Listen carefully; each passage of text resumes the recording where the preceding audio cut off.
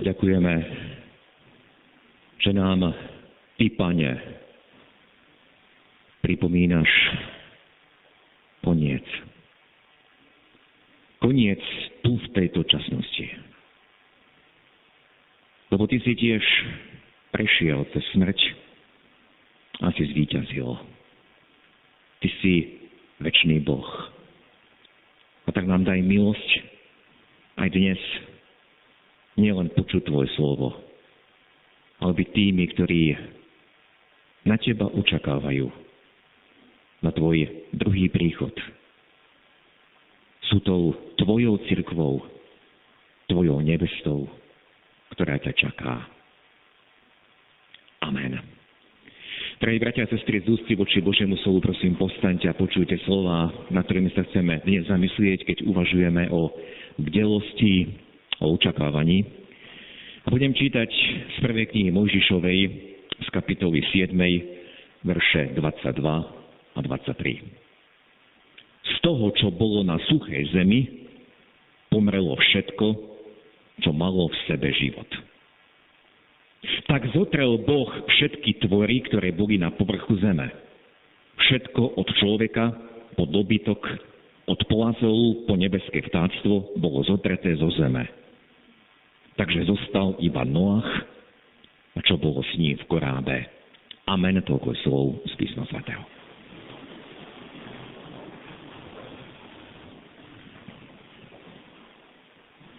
Drahí bratia a sestry, pred 2 týždňami sme hovorili o znameniach času a čítali sme z proroka Izaiáša veľmi nezvyčajný text o tom, čo Boh rozhodol.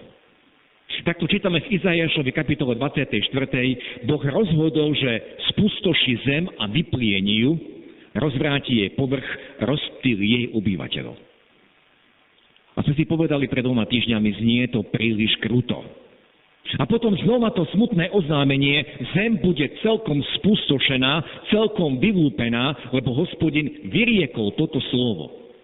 A kládli sme si otázky, prečo Boh takéto niečo vyriekol. A na položené otázky sme dali aj odpoveď, prečo Boh takto rozhodol. Pretože zem so svojimi obyvateľmi je znesvetená, prestúpili zákony, prekročili ustanovenia, zrušili večnú zmluvu. Dnes sme zo slov Evanjelia a zo slov káznového textu počuli, že Boh niekedy už takéto niečo učinil a nebola to len akási lokálna katastrofa, ale doslova katastrofa na celom svete. Viete, niekedy pri čítaní písma máme dojem, že to, čo je tam napísané, Boh nemyslel až tak doslova. Nemyslel to vážne, ale len svojim slovom nás chcel ako si postrašiť. Lenže biblická správa o potope, že Boží trest nad skazeným ľudstvom myslel Boh vážne, biblická správa o tom hovorí, že Boh dal tento trest pre hriech človeka.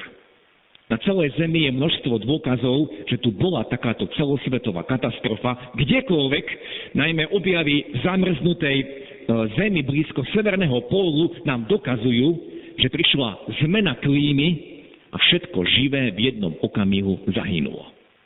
Presne ako sme to čítali, všetko živé, to, čo nebolo v korábe. Všetko živé pomrelo, tak Boh zotrel všetky tvory, ktoré boli na povrchu zeme.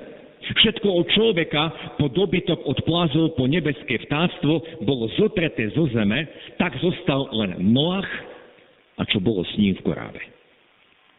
Je to veľmi krátka správa, krátke konštatovanie, za ktorým sa skrýva množstvo malých ľudských príbehov.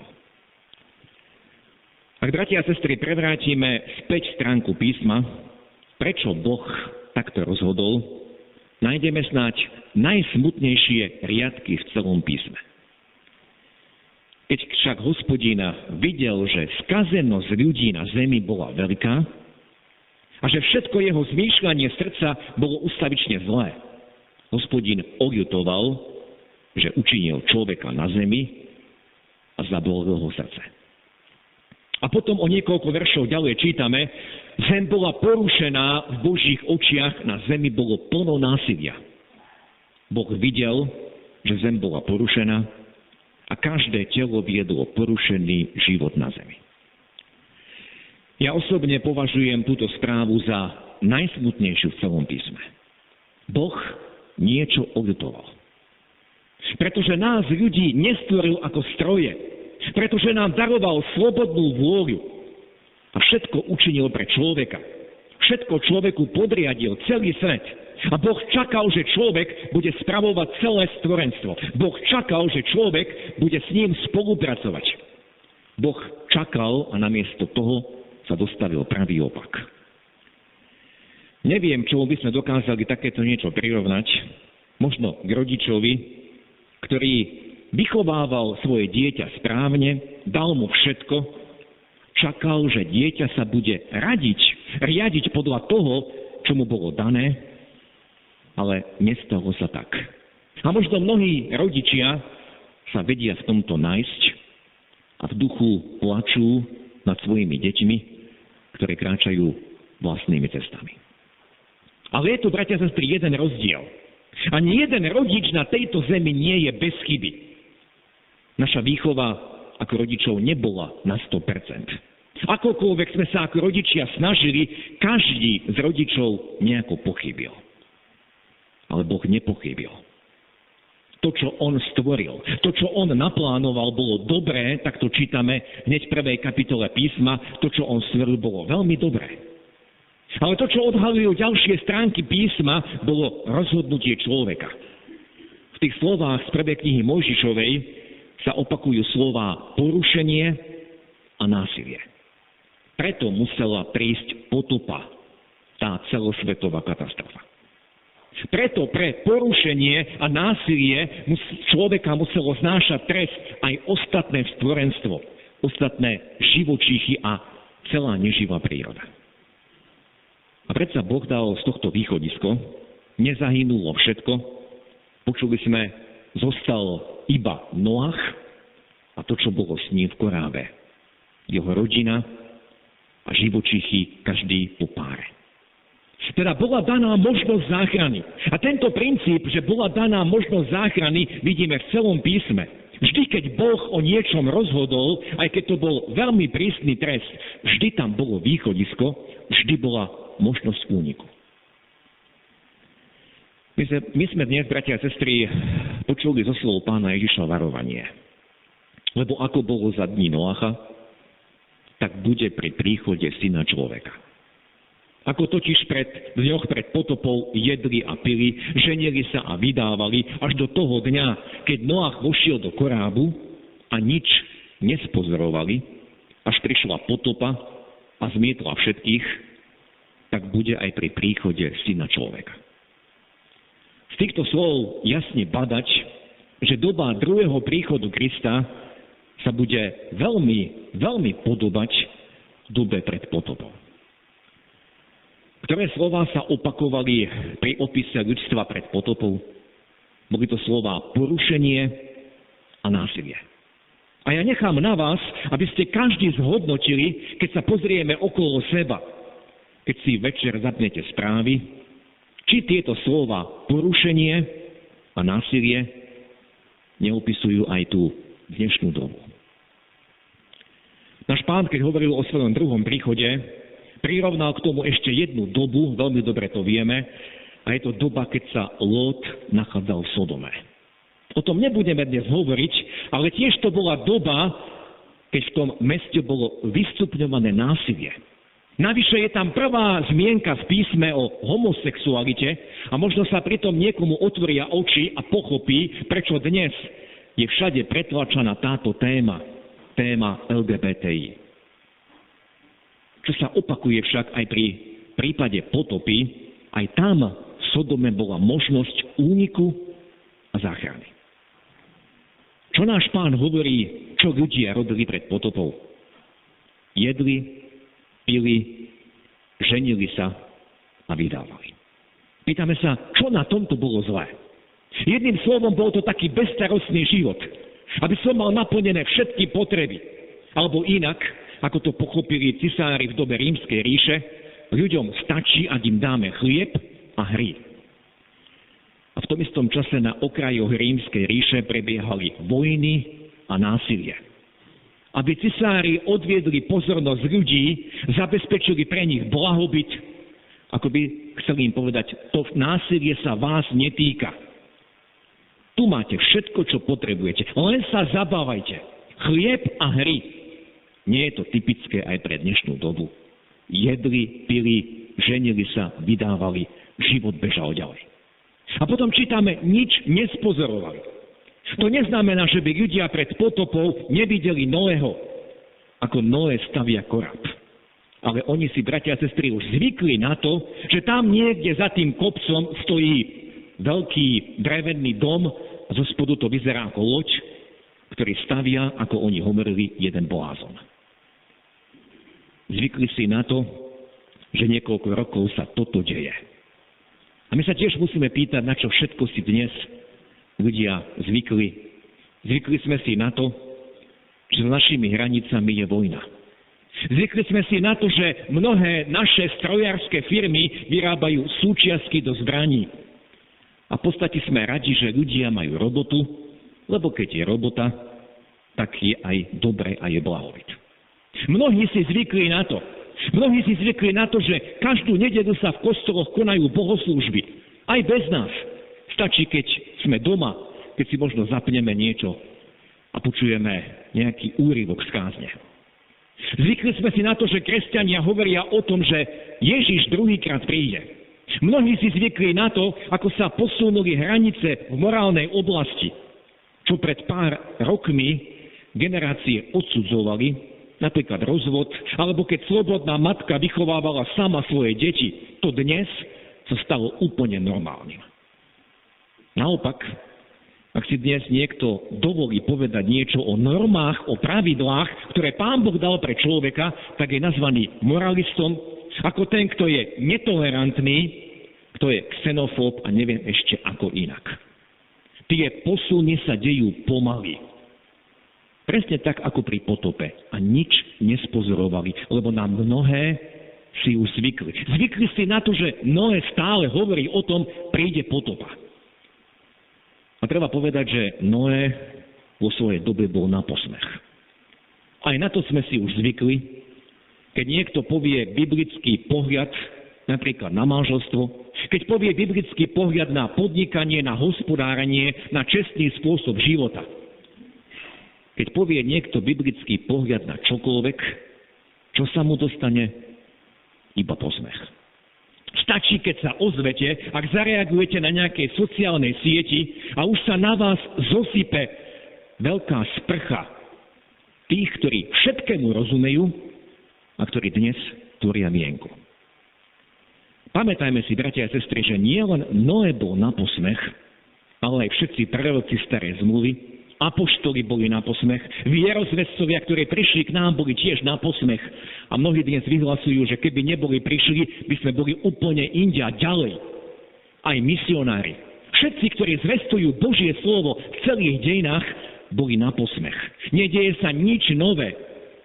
Ak niekto z nás je na posmech v rodine, v škole, na pracovisku, je to to isté, čo čítame v písme.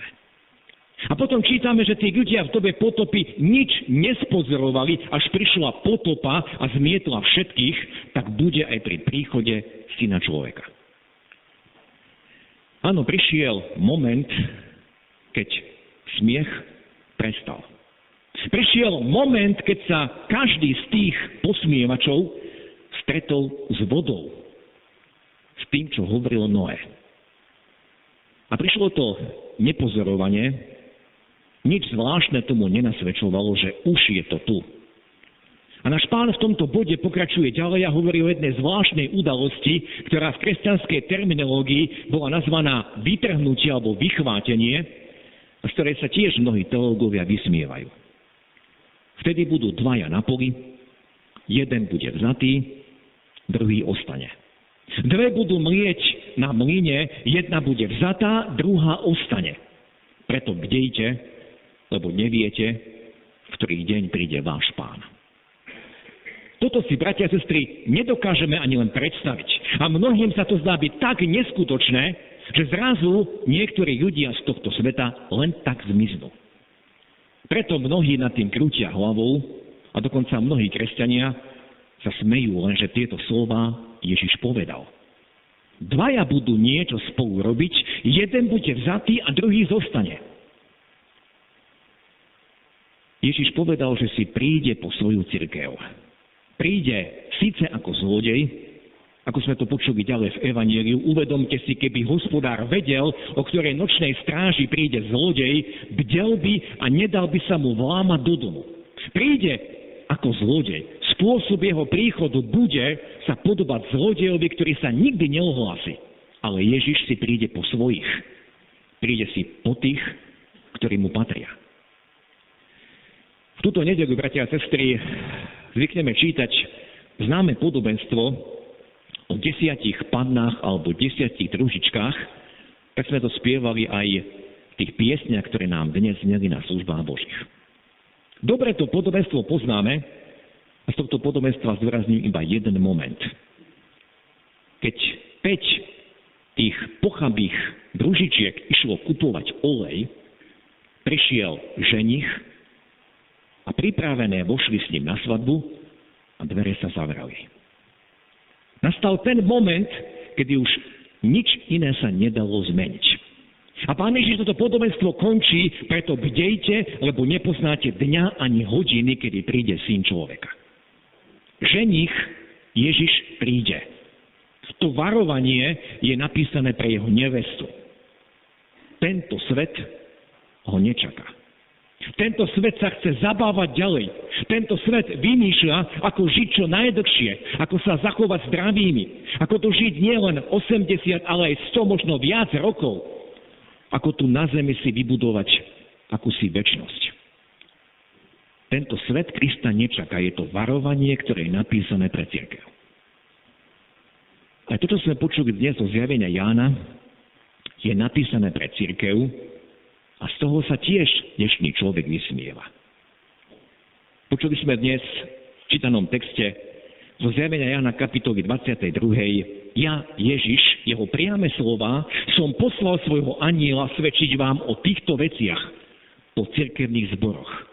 Ja som koreň a rod Dávidov, jasná hviezda ranná.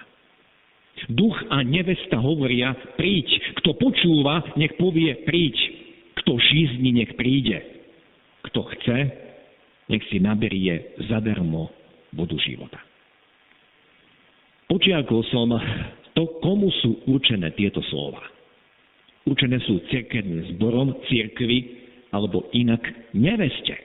Ako nás nazýva Božie slovo. Ženích je Kristus a nevesta jeho cirkev. A predtým sme počuli varovanie pre tých, ktorí tiež čítajú zjavenie Jána. Prídem skoro a moja odplata so mnou, aby som odplatil každému podľa jeho skutkov. Ja som alfa i omega, prvý i posledný, počiatok i koniec. Blahoslavení, ktorí si perú oblek, aby mali právo na strom života a vošli bránami do mesta. Táto dnešná nedeľa, bratia a sestry, posledná v cirkevnom roku má názov o bdelosti a očakávaní. A keď sa pýtame, ako mám bdieť, ako mám byť pripravený, ako mám očakávať na druhý príchod Krista, tu je odpoveď. Blahoslavení, ktorí si perú oblek. Je v tom určitý obraz, pretože vieme, že Pán Ježiš za každého z nás zaplatil na Golgote. A kto uveril v Neho ako spasiteľa, kto vyznáva Jeho ako svojho Pána, obrazne bol zaodetý do Jeho rúcha, dostal nové rúcho. A keď Boh na neho hľadí, vidí to Ježišovo rúcho. Lenže kým sme tu na tejto zemi, každý deň to rúcho zašpiníme. Každý deň potrebujeme prichádzať pod Kristov kríž. Každý deň potrebujeme počúvať Jeho slovo. A stále sa vrácať k tomu, čo bolo povedané, čo bolo napísané. Lebo to je tá norma.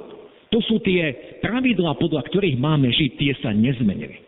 Každý deň potrebujeme prosiť o milosť, odpustenie a o vedenie. Pane, Ty si ma tu zanechal, aby som bol Tvojim svetlom a svedectvom. Pane, očist ma aj dnes a veď ma, aby som nesplynul s tými, ktorí sa z Teba vysmievajú. Aby som Teba vyznával až do konca. Blahoslavení, ktorí si perú oblek. Toto je to, čo máme robiť každý jeden deň. Skúmať svoj život. Hľadieť do Božieho slova. A tam poznávať pravdu. Hľadieť do toho zrkadla a vidieť tam, Pane, ako chceš, aby som žil. Pán Ježiš na jednom mieste povedal, kde som ja, tam bude aj môj služobník. Pýtame sa toto, Pane, kde si Ty? Ako mám konať? Ako mám žiť? Čo mám hovoriť? Kedy mám mlčať? To je odpoveď na tie slová. Blahoslavení, ktorí si perú oblek. Toto varovanie bolo napísané pre nás, pre cirkev. V akom stave je to moje rúcho? Konám denne to, čo mi Pán prikázal. Skúmam svoj život. Chcem sa viac a viac podobať jemu. Chcem byť tam, kde je on. Na tieto otázky si odpovedajme každý z nás. Amen. Skloňme sa k modlitbe. Náš dobrotivý Pane Bože, ďakujeme Ti, že aj dnes, hoci my dnes niečo končíme, Ty si nemenný a stále ten istý. Aj keď sa nám zdá, že nič sa nedeje okolo nás a všetko zostáva po starom, opakuje sa znova to, čo sa na tejto zemi už niekedy dialo. Kedy ľudia nič nespozorovali a zvykli si na to, že tam za kopcom stojí koráb, žili si ďalej svojim pohodlným životom. Pane, ak skúmame Tvoje slovo, musíme uznať, že tá doba potopy sa až príliš podobá tomu, čo dnes je vo svete. To plno násilia, tá porušenosť, ten posmech, Pane, z Tvojho slova, ten posmech z toho, čo všetko si dal zapísať. A daj nám tú milosť, aby sme aj v tomto posmechu dokázali obstáť, Pane. Neboli tí, ktorí sa prispôsobujú, ale boli tí, ktorí kráčajú proti prúdu. Ktorí si perú oblek. Ten oblek, ktorý si nám Ty dal, keď si nás očistil a zachránil. Ktorí stále skúmajú, čo sa Tebe páči. Ktorí hľadajú, kde si Ty. A túžia byť tam, konať to, čo si konal Ty. Odpúšťať, milovať, dávať a slúžiť až do konca. Ďakujeme Ti, že nás voláš k takejto pripravenosti. Nie k tomu, aby sme všetko zanechali a odišli niekde do hôr a čakali, ako to urobili mnohé falošné skupiny. Ale aby sme ťa v každodennom živote vyznávali, konali, ako si Ty konal. Prali si to rúcho a čakali na Teba, Pane. Lebo Ty prídeš ako zlodej v noci. Ďakujeme Ti, že si prídeš po svoju cirkev. Chceme byť tými, ktorých nájdeš, Pane, pripravenými. Požehnaj nás a veď nás nielen tento deň, ale aj všetky, ktoré si Ty pripravil. Až dotiaľ, kým si neprídeš po nás, po svoju cirkev. Amen. A čo sme nevytvykli spoločnej modlitbe, to odovzdáme v tichosti pred našim Pánom.